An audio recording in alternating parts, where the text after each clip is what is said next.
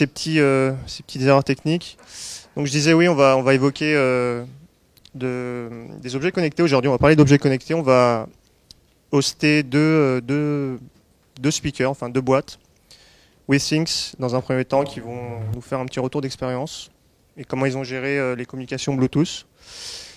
Et pour poursuivre avec des ingénieurs de chez Génie Mobile qui vont parler d'un proof of concept sur la communication entre deux devices Android via des intents. Mais avant tout ça, quelques petites précisions de bon sens. Il y a le Wi-Fi qui est affiché sur les poteaux. Et si vous voulez tweeter ou les réseaux sociaux, le hashtag c'est POG. Et avant de débuter, donc on va remercier Blablacar qui vont nous faire un petit speech de 10 minutes, qui ont eu la gentillesse de nous hoster ce soir et aussi d'organiser un buffet après. Donc c'est à vous. Merci. Bonsoir. Nicolas Schwartz, je suis responsable technique chez Blablacar. Donc je vais vous présenter rapidement ce qu'on fait. On met en relation des conducteurs et des passagers en fait. Les conducteurs, ça leur permet d'économiser de l'argent grâce à leur siège vide dans les voitures. Et les passagers, ça leur permet de voyager moins cher. Donc Blablacar, c'est un site web, entre autres. C'est un mix entre un site de voyage et un site communautaire. Donc le site de voyage, on met pour ça en avant le moteur de recherche sur la home et on se base aussi sur notre communauté et notamment avec la confiance. Le trajet moyen, c'est 350 km à peu près. On est présent maintenant dans 12 pays en Europe. On a 6 millions de membres avec une croissance chaque année de 100%, donc assez phénoménal. Et chaque mois, désormais, on transporte plus d'1 million de personnes, passagers et conducteurs confondus. Qui fait du covoiturage? C'est assez étendu maintenant, parce qu'un tiers est à 18-25 ans, un tiers c'est les jeunes actifs et un tiers à plus de 35 ans.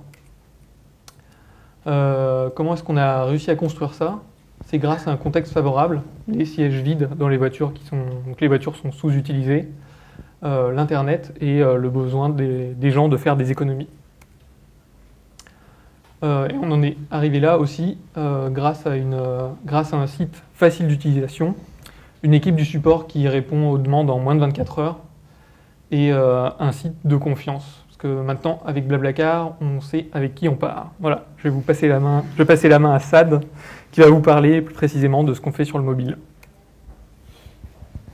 Bonjour tout le monde, je m'appelle Saad, je suis développeur mobile chez Blablacar depuis 2012. Donc je vous présente la partie mobile chez Blablacar. Donc aujourd'hui, on a une application Android, une application iOS et un site web mobile. Vous l'avez remarqué, en fait, c'est les apps Android et iOS, c'est une partie native avec une WebView. Le natif sert juste à faire du cache et de l'authentification persistante. Donc on a atteint les 2,5 millions de téléchargements Android et iPhone confondus en février. Donc, et en fait, ça s'accélère avec le temps. Et à peu près tous les indicateurs de Blablacar montrent que le mobile en fait prend plus de part par rapport au web, dans notre activité. Donc aujourd'hui, globalement, on est à peu près à 30% mobile et le reste pour le web. Mais dans des pays comme l'Italie, on est plutôt à 40% mobile. Et en Pays-Bas, on a plus de mobile que de web. Et pour soutenir en fait cette croissance, donc on a refait des applis from scratch, donc les 3 applis. Donc les applis Android et iOS aujourd'hui sont développées en full natif avec l'O2 pour faire sécuriser toute la connexion entre les clients et le back-end. On a utilisé l'architecture REST et de la façade pour fluidifier toute la connexion et organiser proprement notre back-end. Donc grâce à ça, en fait, c'est toujours en cours de développement en fait ces applications. Donc on a cette nouvelle application Android, au milieu c'est l'iOS et après c'est le site web mobile. Donc on est arrivé à ça aussi avec l'aide de l'équipe produit, l'équipe UI, UX et les intégrateurs. Voilà. Donc c'est toujours pas en prod, donc c'est toujours en développement et l'appli Android elle est en test. Donc voilà à peu près quelques technologies qu'on utilise globalement sur notre site. Enfin Android, iOS, on utilise Elasticsearch pour la partie recherche, RabbitMQ pour la partie parallélisation et le reste, je pense que vous connaissez.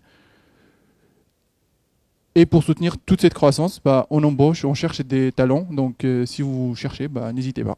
Voilà.